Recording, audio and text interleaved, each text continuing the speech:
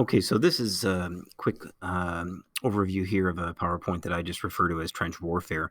And basically, what we're going to do is we're just going to be looking at some pictures here that are actual images from World War One, scenes captured from the trenches. All right, now initially I'm going to talk a little bit about an assignment here that's going to be um, given to you that's surrounding trench warfare, and you'll get a copy of that as well from me.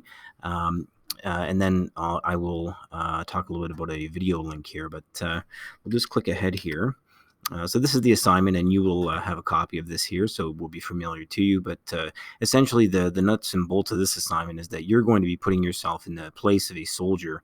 Imagine you're fighting in the trenches, and you are asked to do one of two things, and you're essentially going to be writing a letter home to a loved one. So you would be explaining the struggles that you are experiencing and some of the uh, elements of trench warfare to try to paint a picture, I guess, to someone at home as to the struggles that came along with life in the trenches.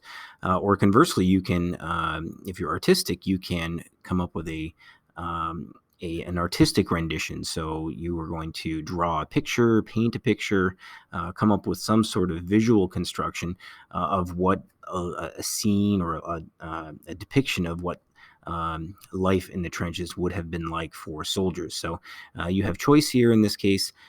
Depending upon your skill set, of course, you're going to choose one of the options that is going to play to those skills.